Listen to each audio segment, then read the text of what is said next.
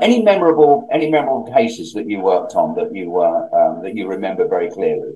Something happened. You nailed. Was it 5 people?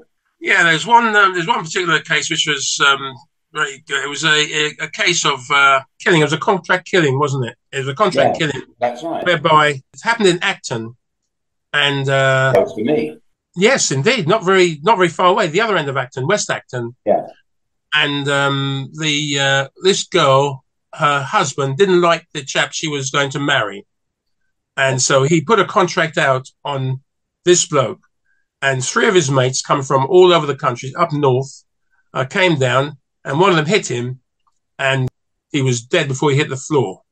Oh, Uh, oh, oh yeah, one of the people who did the killing or was involved in it lived in Hackney. So we stood on the address anyway, and eventually this chap came. We happened to nick this chap. We took him to Acton Police Station, and he was saying nothing. He was saying nothing. So I said to him, "Look, you've got a girlfriend, a bird. I was calling it a bird. I say, let's tell your bird, girlfriend, where you are. I mean, I don't need to know. I don't need to go around there, but you need to tell her, don't you?" So he said, "Yeah, tell me. Just give me her phone number. Just tell me where she lived." And of course, obviously, once I had the phone number, I had the address, and once I had his address through the phone number, we were able to nick the rest of them, or arrest the rest of the gang. There's 5 of them. let me They went ask up you, to, Noz, were you armed? Were any of you armed when you went to the house to nick them?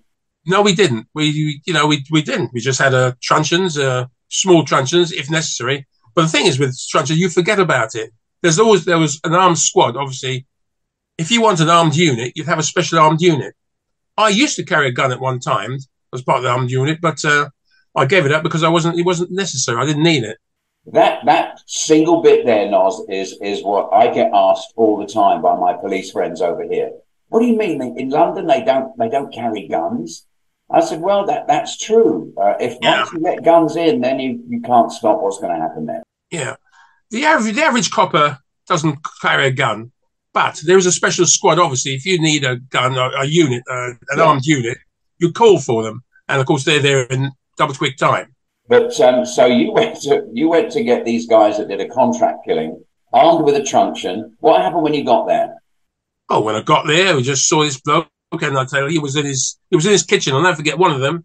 He was in his kitchen, and he was like a kung fu bloke. He was hitting. He had a big bag up in his kitchen, like the boxing bag, and he was punching it actually when we got there.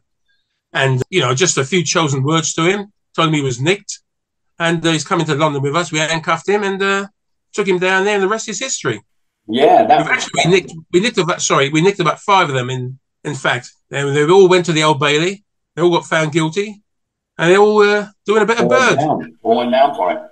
Were you Absolutely. commended after that, Norwell? Yes, I got a commendation for that, together with my because I was in charge of the operation, and we got a commendation. At that point, they're beginning to see who you really are. Yeah, I suppose you could say that. I would say that because up to that point, Noz, I mean, you've just been a black cop in London. Still at that point, the first one. No, no, no. By that time, there were a few of us. Okay. But obviously, I was the most prominent because I was the longest serving black copper. Yeah, yeah. You know. So Noz used to come into our wine bar, and we always used to shoot the breeze. We used to go out sometimes to other bars when he was off duty. But you were well known in West London. You were really well known. People knew when you were coming past or walking or driving along. So you made it to retirement, and you made it to sergeant. Yes, I passed my sergeant's exam in 1976, and I was stationed West Hampstead, and from there I went to serve at other different police stations. I got promoted to detective sergeant, and that's what I did throughout my service. That was pretty good. I mean, at that point now, you are Norwell Roberts, detective sergeant. You're not Norwell Roberts, the black guy that joined the force. You've moved along. But I have to ask you, Noz, when towards the end of your career, was prejudice still as apparent then, or was it now not so apparent? Well, I didn't think prejudice was still there. I mean, it must have been, but I think must speak honestly here. I think that people accepted me for who I was, and I think I was appreciated Yeah, for the work I did, obviously. yeah.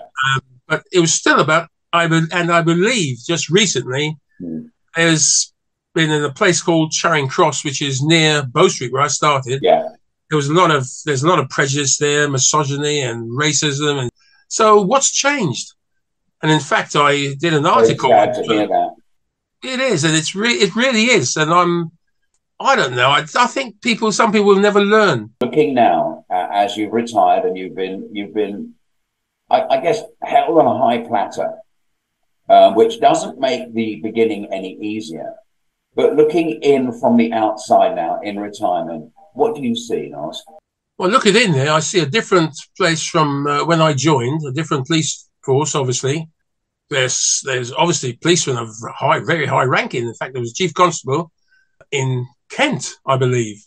So things have changed, and I think it definitely changed. Taking a long time, yeah.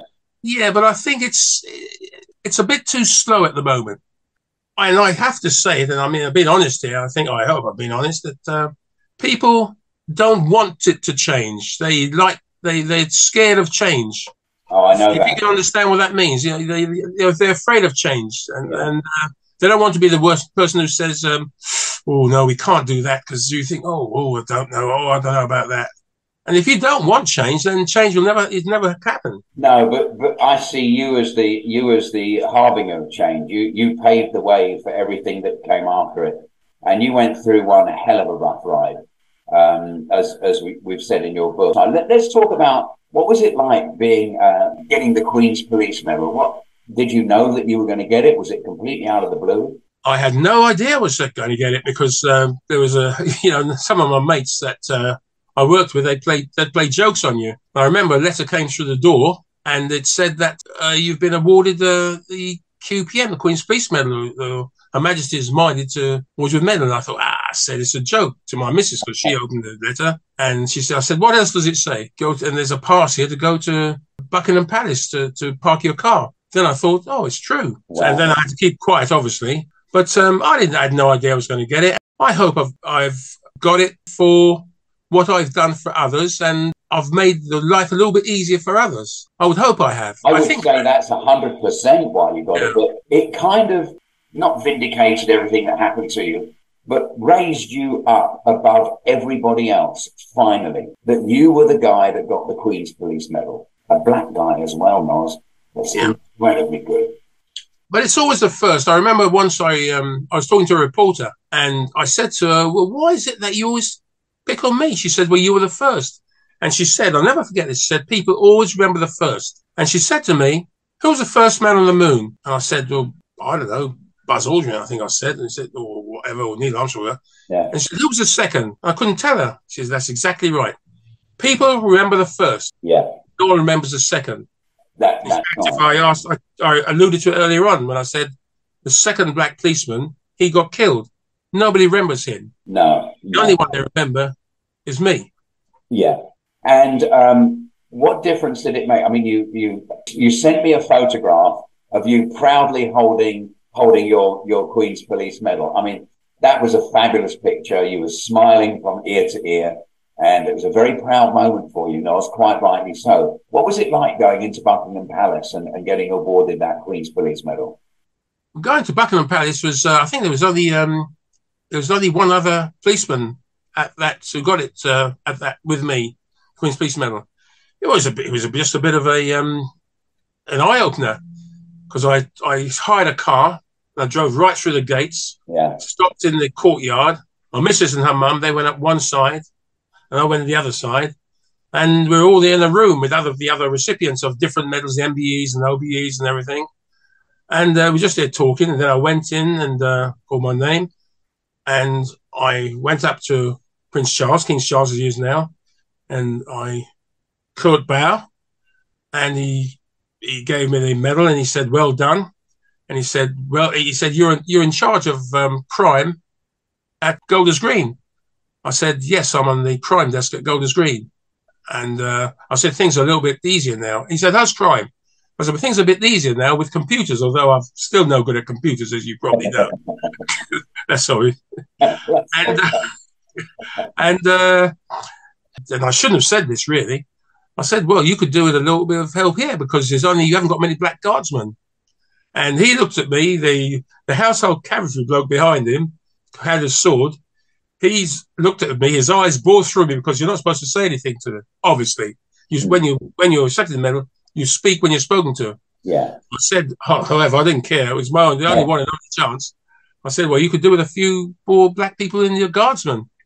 He said, yes, you're right. Then I thought I'd stay my welcome, gave a court bow and legged it backwards away from him, then turned around and... And one thing he said to you, we need more people like you. Oh, yes, he did say we need more people like you. And of course, he's right. We do need more ethnic and other people of different policemen in the force, obviously, to make a representative of the whole, really. Well, tell people about your book, I Am Norwell Roberts. Well, years, a long time ago, I wanted to write a book because, and I started to write it. In fact, it was almost written when Lady Diana, Princess Diana, died. And the editor, she said, well, your book's coming along. We're due to go to press, but Lady Diana's died, so we need to concentrate our efforts towards her. So I thought no more about it. And I'm a Freemason, as you probably know. Oh, yes. And there was a Freemason who makes films. There's a chap who makes films on murders, I think. And he said to me, have you ever fancied writing a book? I said, well, yeah, I've written it. He said, well, if you write it, I'll make sure it gets in the press. And that's how it started. And after that, so then when was the book published? 2022?